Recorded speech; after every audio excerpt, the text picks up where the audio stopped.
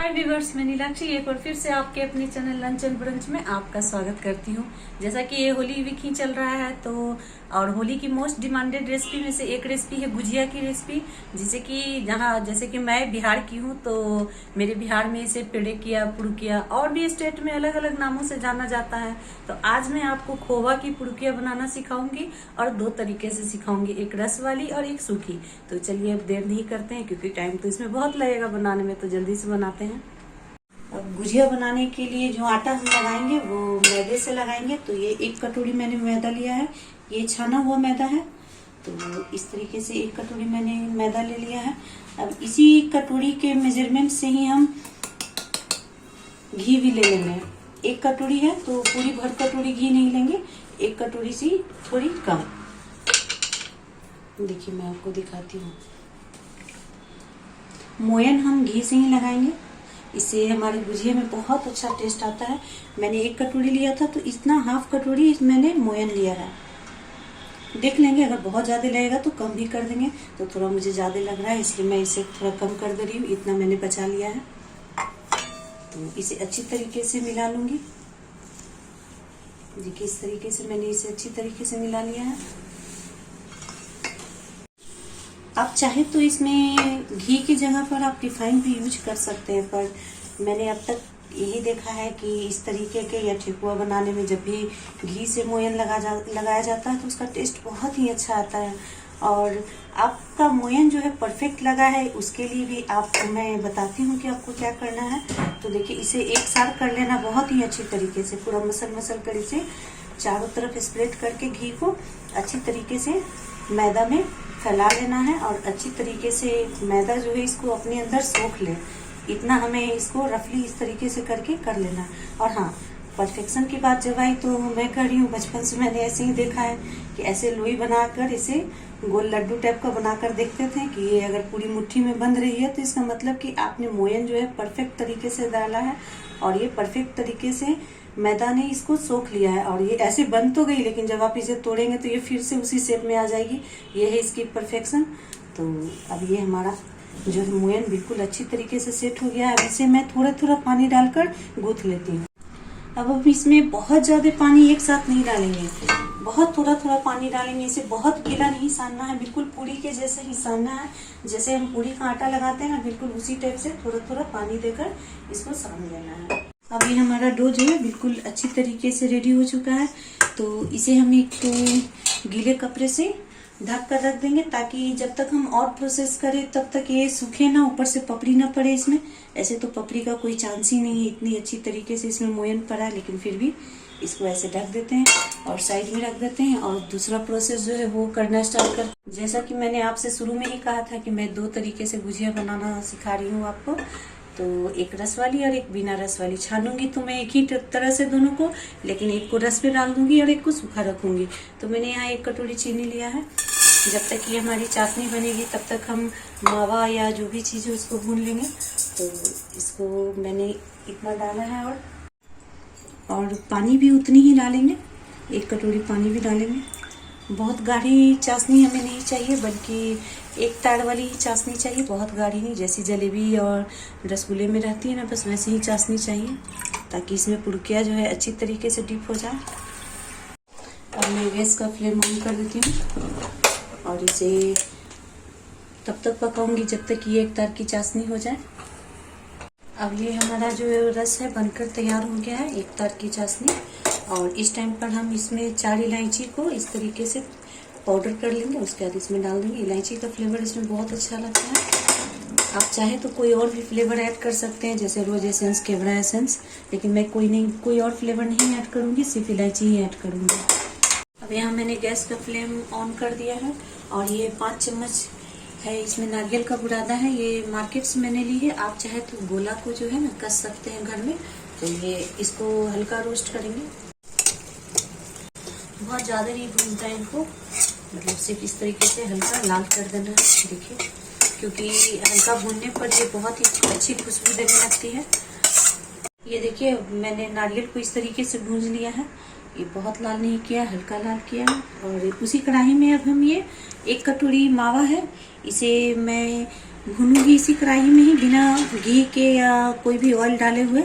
और इसको भूनते समय ये ध्यान रखना है कि फ्लेम बहुत ही धीमा हो और बहुत ही आराम से भूंजे।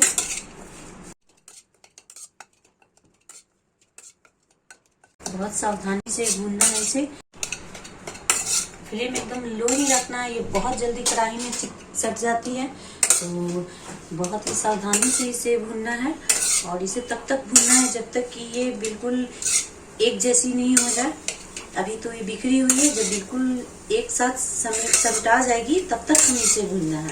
अभी हमारा मावा जो है पूरी तरीके से भून चुका है और इसे मैं अब कुछ देर के लिए ठंडा होने रखूंगी।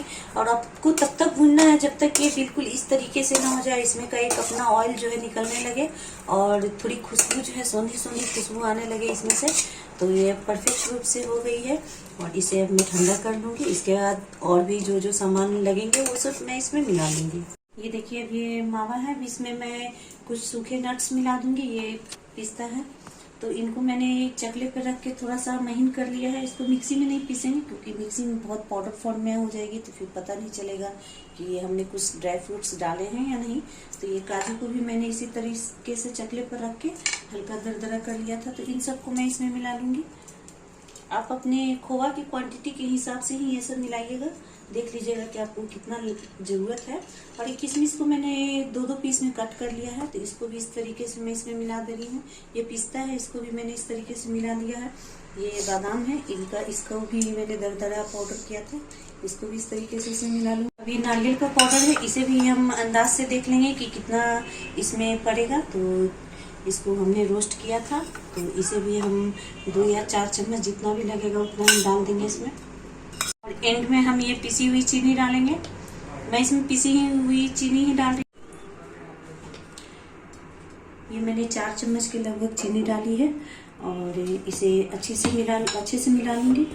चीनी एक बार टेस्ट करके देख लेंगे कि ये खोवा मीठा हुआ है या नहीं, तो उसके बाद अपने हिसाब से भी चीनी सेट कर लेंगे। तो अब ये हमारा खोवे का स्टफिंग, खोवे वाली गुजिया की स्टफिंग जो है अब पूरी तरीके से तैयार हो गई है। तो अब इसकी पूड़ियाँ बेलेंगे और बिना सांचे के ही इसे तैयार करेंगे। अब मैंने डो में से एक लोई ले ली है और उसे इस तरीके से पतला लंबा कर रही हूँ। मैं चकले पर भी इसे इस तरीके से रोल करके दिखा देती हूँ। मैं ऐसा इसलिए कर रही हूँ कि इसे मैं चाकू से काटूंगी ताकि इसकी जो है बराबर इक्वल शेप आए और गुजिया जो है परफेक्ट एक ही साइज में निकले।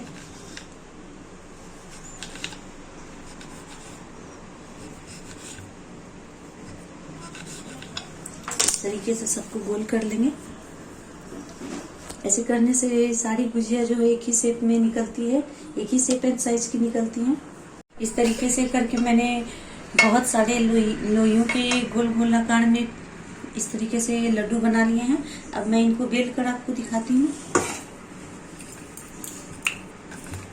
इसमें मोइन इतना अच्छी तरीके से पड़ा है कि इसमें कोई भी ऊपर से आटा या मैदा कुछ भी लेने की जरूरत नहीं पड़ रही है। तो बस इसे यूं ही बेलेंगे। किनारे के साइड में पतली करेंगे लेकिन बीच के साइड को पतली नहीं करेंगे। अब देखिए, मैंने इसे पूरी के आकार में बेल लिया है और इस पर ये मावे की जो है स्टफिंग है उसको मैं इसमें डालूंगी। और स्टफिंग उतना ही डालूंगी जितना कि इसमें ये पूरी तरीके से पैक हो जाए। बहुत ज्यादा नहीं डालूंगी क्योंकि अगर एक भी खुल जाएंगी तेल में जाकर तो पूरे तेल को खराब कर देंगी और दूसरे गुजिया में भी वो जाकर चिपक जाती हैं, जो खाने में भी बिल्कुल अच्छी नहीं लगती और देखने में तो बिल्कुल ही अच्छी नहीं लगती हैं। तो थोड़ी सी सावधानी बरती। इसे इस तरीके से बंद कर देंगे। ये बहुत आसान है बनाना। देखिए, इसे इस तरीके से हमने बंद कर दिया। पूरी अच्छी तरीके से इसकी पैक को सील कर देंगे। बिल्कुल देखिए, ये उंगली से दबा दबा कर इसको हम सील कर देंगे। ये मैं बिना सांचे के ही बना रही हूँ। बिना सांचे के भी बहुत ही सुंदर बनती है और बहुत ही अच्छी डिजाइन होती है। अब बस इसको क्या करना है, इस तरीके से उठाना है, इस कॉर्नर से इसे मोड़ना स्टार्ट करना है। बिल्कुल इस तरीके से। बहुत इजी है, बहुत सुंदर डिजाइन लगता है ये बनने के बाद। इस तरीके से बस इसे मोड़ते जाना है।